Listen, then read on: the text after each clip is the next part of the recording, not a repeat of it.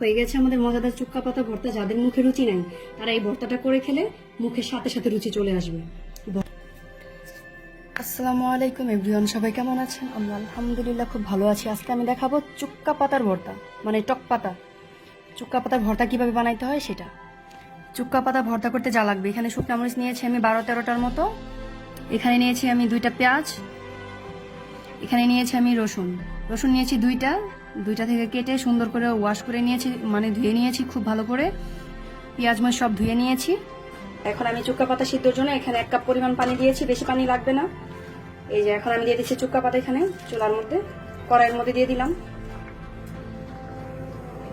Half চামচ পরিমাণ লবণ দিয়ে দিচ্ছি, দিয়ে এটাকে লাড়াচাড়া দিয়ে আমরা বসায় দিব। ঢাকনা দিয়ে দিব যাতে এটা খুব সুন্দর মতো সিদ্ধ হয়। এই যে আমরা ঢাকনা দিয়ে আমরা যে শুকনা মরিচ আর রসুনটা টেলে নিচ্ছি, ভালো করে টেলে নিব। টেলে নিয়ে তারপর আমরা ভর্তাটা বানাবো। হয়ে গেছে আমাদের শুকনা মরিচ রসুন টালা।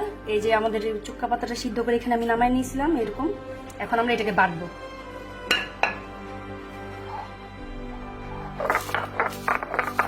বাটাবাটি শুরু করে দিলাম।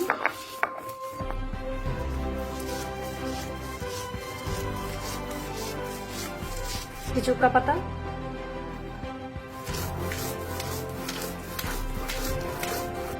দিয়ে দিচ্ছি আমরা পেঁয়াজ, দিয়ে দিব লবণ।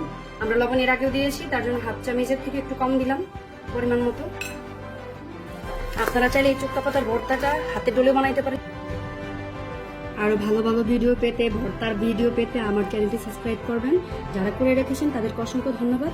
আর আমার ইউটিউব চ্যানেল থেকে যারা দেখতেছেন ফেসবুক পেজটিকে ফলো করে দিবেন MST মরিয়ম। আর এই ফ্যান পেজ থেকে যারা দেখতেছেন ফেসবুক ফ্যান পেজ থেকে, তারা ইউটিউব চ্যানেলটিকে প্লিজ একটু সাবস্ক্রাইব করে দিবেন।